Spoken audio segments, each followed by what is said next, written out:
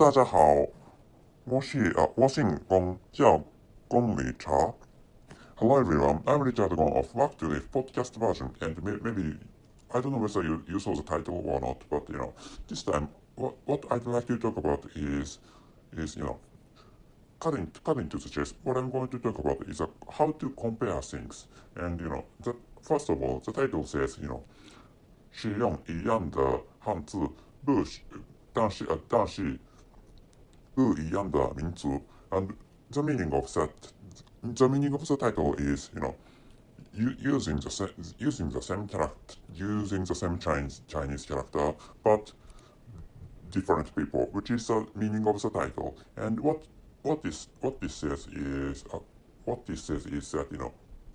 what I'm talking about is Chinese language and other language influenced by other languages influenced by Chinese language. As my mother tongue is Japanese, and my culture, or the culture of Japan is largely influenced by Chinese culture. And as you as you as you know, Japan and China uses kanjis, and of course, kanjis or Chinese characters used in mainland China and the Chinese character used in Japan are different each other. And once upon a time, or so how should I say, hundreds, maybe at least before the 19th century, or before 20th century or before 19th century, South Korea or Republic of Korea had used Chinese characters. I mean, what should I say? Maybe South Korea doesn't use Chinese characters, but Korea, when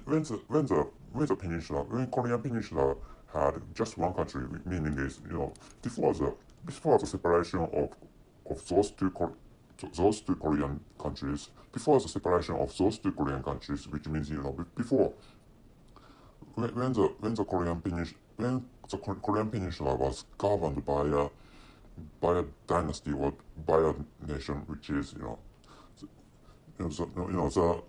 the last, maybe the last united maybe the last united dynasty was Joseon,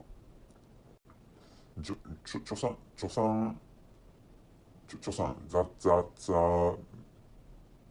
Liz Joseon, how should I say, Liz Joseon or is Joseon.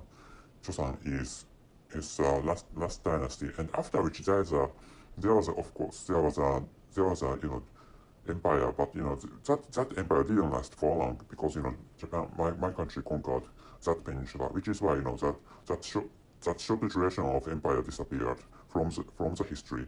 And anyway, what I'd like to talk about is that in what so if you compare many things, or if you compare at least if you compare two things or two or more things, what matters is that in what point they are the same and in what point they are the different.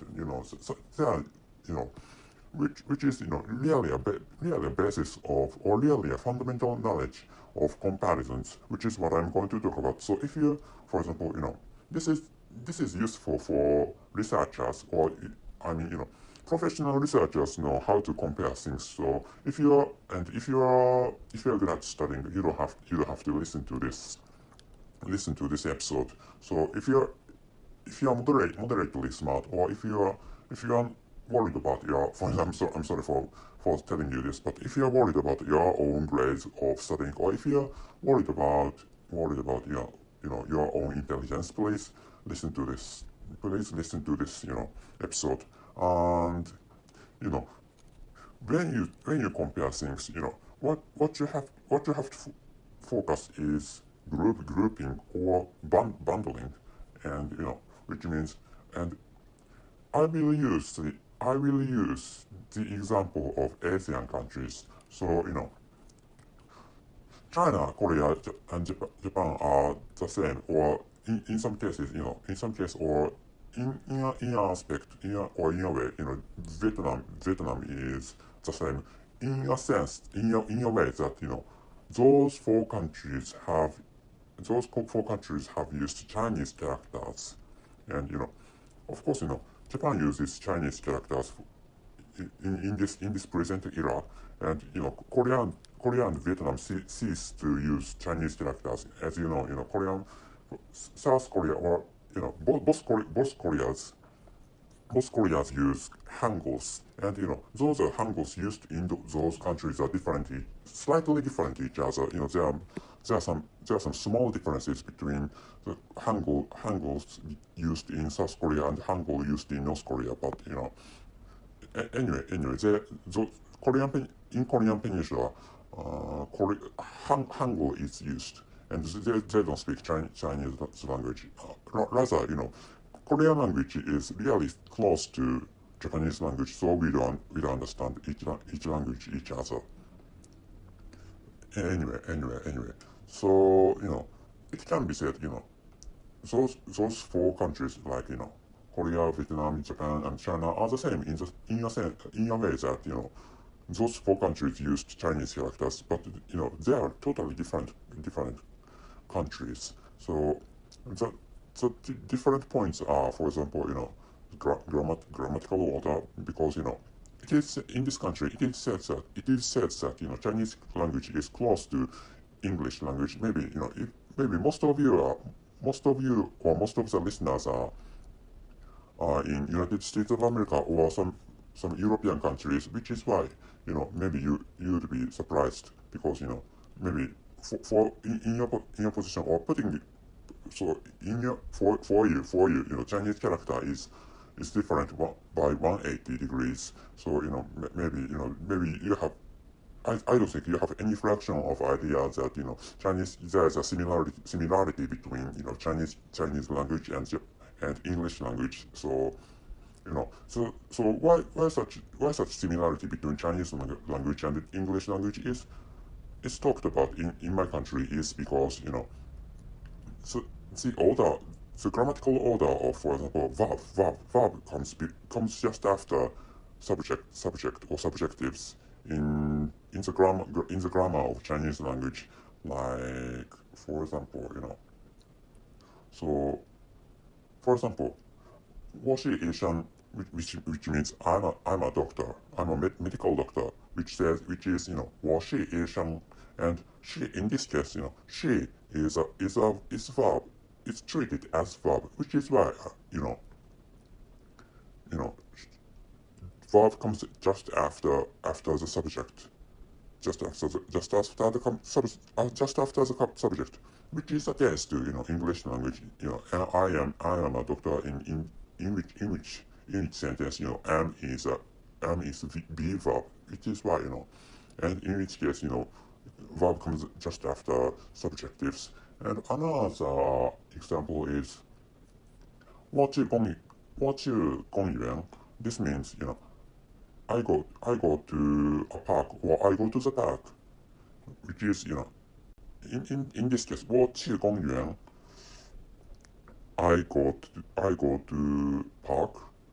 In this case, 去 is verb, and which comes just after 我, which means I. So verb comes just after subject, which is the case to English language.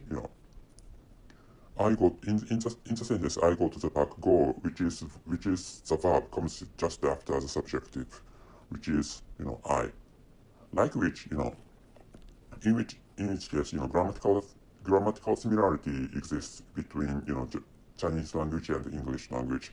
And as you hear, when comparing things, it's necessary to pick up in which point those compared things are the same, and in which point those compared things are different. And if you see, what matters is the differences, and of course similar points or the same points are necessary, but if you find some differences, you have to research and investigate those different points, which is what you do if you are a researcher. For example, if you are a scientific researcher, and language, by the way, so I don't know much about the Vietnamese languages, but when it comes to Korean language and the Japanese language, verb comes at the last, like so in the case of Korean language, 저는 공원에 가요, which is I go to park, or I go to a park, or I go to the park. So, and which is like which verb comes to the last in the sentence of Korean language. So does the verbs of Japanese language. So does the verbs of Japanese language. Like which, as I told, as I'm telling you, when you compare things, you have to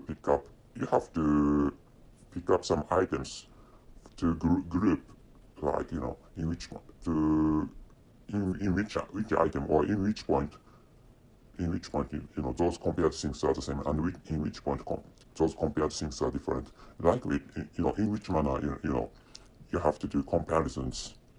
Without which it's difficult to compare things. So maybe you are doing in daily life, for example, comparisons of goods, in each case, you pick up the same specifications or same functions, and but you compare, in most cases you compare prices, and you take the good having lowest price and having higher performance or higher function. Like which comparisons are used in daily lives. Maybe at least if you are children, your parents use such comparisons, and if you don't know how to compare things, maybe you can learn by listening to you can learn how to compare things by listening to this episode, which is what I'd like to tell you this time. So that's it. Thank you very much for listening. See you.